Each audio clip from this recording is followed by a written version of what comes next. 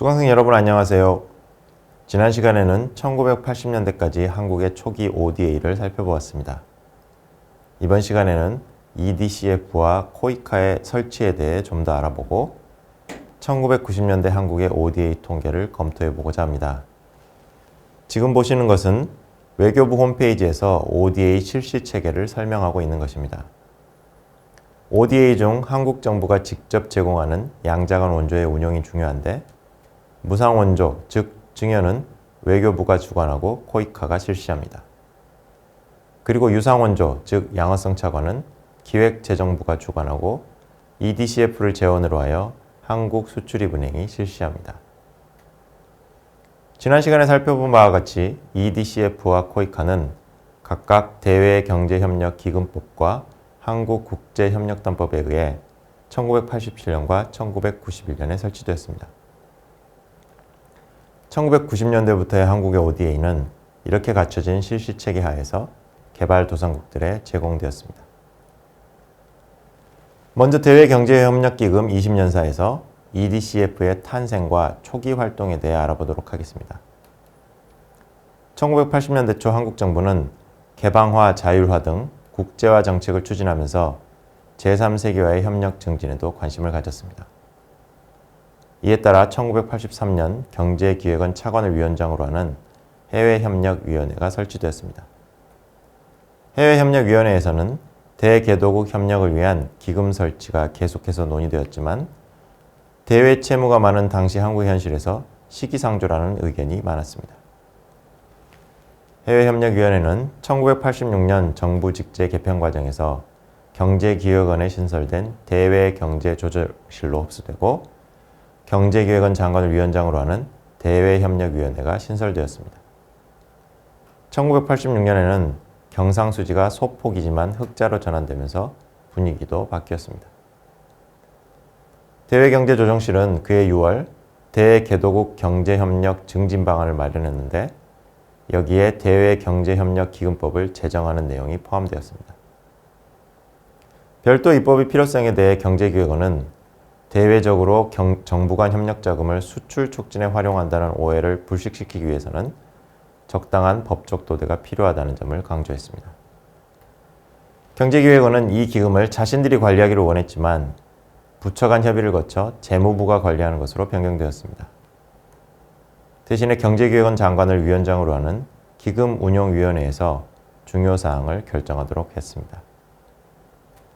1986년 말 법이 제정되고 1987년에 시행되자 기금운용위원회가 설치되고 정부로부터 기금 업무를 위탁받은 한국수출입은행에 대외경제협력기금부가 신설되었습니다.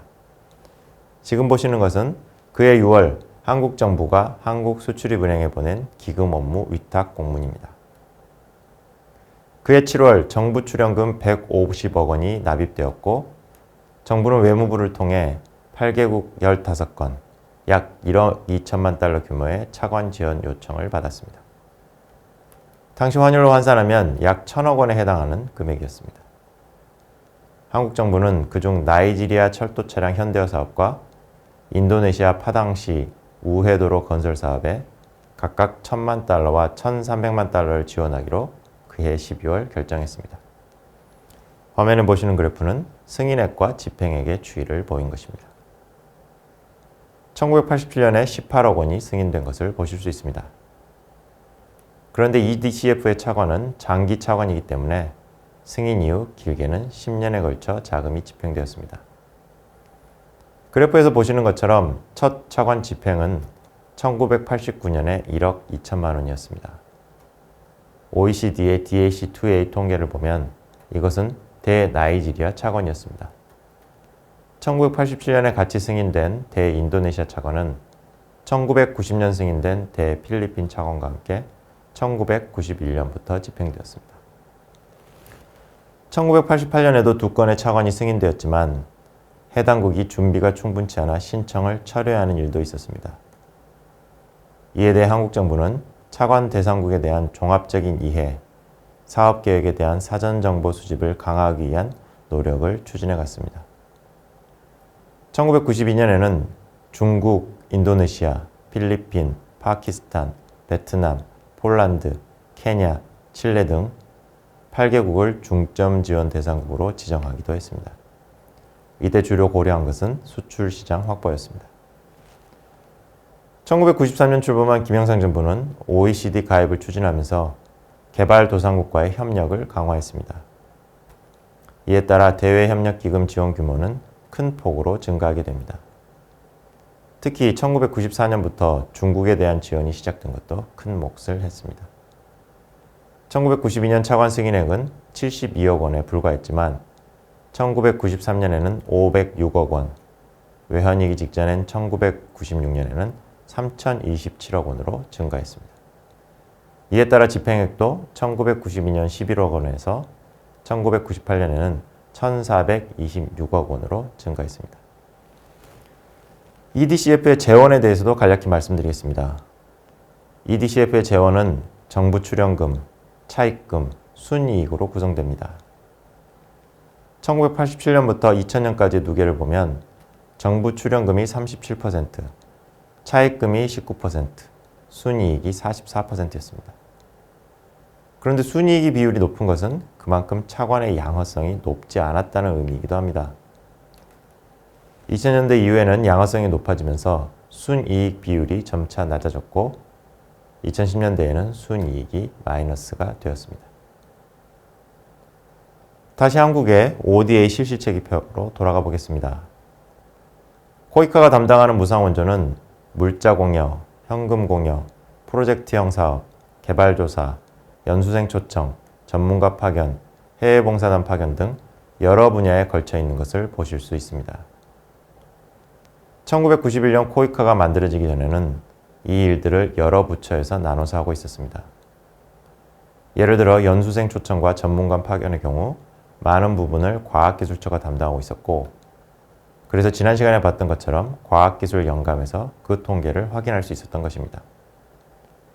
1980년대 후반 들어 한국의 경제성장과 국제적 위상 상승에 따라 받는 협력에서 주는 협력으로 정부의 관심이 이동하였고, 기존에 분산된 ODA 실시체계로는 효율적인 사업 수행이 어렵다는 문제점이 대두되었습니다. 당시 정부에는 또 하나의 과제가 있었는데 1965년 인력 해외 수출을 위해 만들어진 한국해외개발공사를 시대 변화에 맞추어 재편하는 것이었습니다. 당초 노동부는 이 기관의 명칭을 한국해외협력공단으로 바꾸어 인력 수출과 함께 국제협력 사업을 추진하도록 하려 했습니다. 하지만 국제협력 사업이 외무부 소관이었기 때문에 1990년 관계부처 간 협의에서 각 부처로 분산된 국제협력 사업, 즉 무상원조를 통합해서 시행하는 새로운 기구를 외무부 산하에 설립하고 해외개발공사의 인원을 새 기구가 흡수하는 것으로 결정되었습니다. 이렇게 하여 1991년 한국국제협력단법이 제정되었고 그해 4월 외무부 산하 정부 출연기관으로서 코이카가 설립되었습니다. 해외개발공사의 인력과 자산은 코이카로 승계되었지만 공사의 인력 수출 업무는 민간으로 이양되었습니다. 코이카는 설립과 동시에 기존의 무상원조를 실시하고 있던 각 부처로부터 업무를 인수했습니다.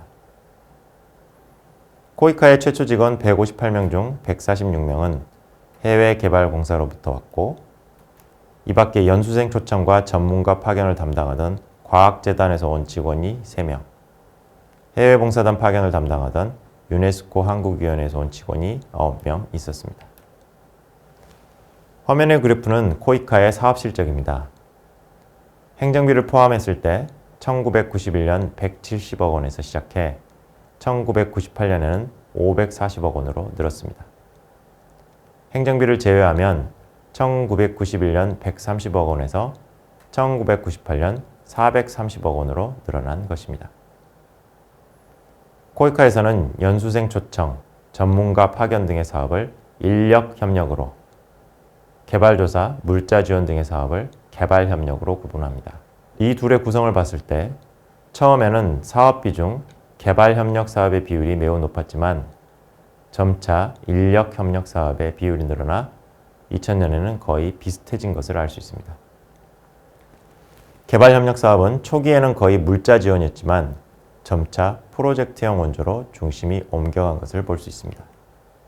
이것은 차량, 농기구 등의 물자를 일회성으로 지원하는 것보다는 인적 협력과 물적 협력을 결합하여 여러 해 동안 지원하는 방식이 더 효과적이라고 판단했기 때문입니다. 이제 EDCF와 코이카라는 ODA 실시 체계가 갖춰진 후 실시된 1990년대 한국 ODA의 특징을 OECD 통계를 통해 검토해 보겠습니다. 2020년 달러 가격 기준으로 1990년 약 9천만 달러였던 한국의 ODA는 그로부터 10년 뒤 3.4배로 늘어난 약 3억 달러가 되었습니다.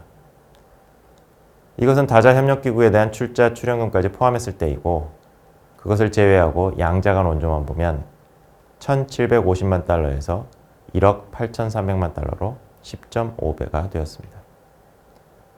GNI 대비로는 2000년에 0.04%를 기록해 1980년대 말이나 1990년대 전반에 비해 상승했지만 여전히 낮은 수준이었습니다. 10년간의 합계로 보면 양자간 원조의 비율은 57%로 1980년대 말에 비해 크게 늘었습니다. 양자간 원조 중에서는 기술 원조의 비율이 15%로 낮아졌습니다. 즉 한국 정부가 직접 수혜국에 제공하는 물적 원조가 ODA의 중심이 된 것입니다. 다음으로 증여와 양어성 차관의 비율을 보면 양어성 차관이 55%로 증여보다 더 많았습니다. 대부분의 선진국들은 증여가 더 많았기 때문에 2000년대 들어 한국 ODA 제도의 개선을 논하는 과정에서 이 비율은 다시 역전되게 됩니다. 수혜국 분포를 보면 대륙별로는 아시아 대륙이 63%로 가장 많았고 아프리카 대륙이 15%로 그 다음이었습니다. 1990년대 EDCF의 운영에서도 코이카의 활동에서도 성과 측면에서 중점 지원국을 선정해 원조를 집중하는 과정이 진행되었는데 이 중점 지원국의 대부분이 한국과 교류가 많은 아시아 국가들이었습니다. 상위 5개 지원국은 차례대로 중국, 인도네시아, 스리랑카, 베트남, 미얀마였습니다. 지금까지 EDCF와 코이카의 설치 과정, 그리고 1990년대 한국의 ODA에 대해 검토해 보았습니다. 다음 시간에는 2000년대 들어 한국의 ODA 제도가 체계화되어 가는 과정을 살펴보겠습니다.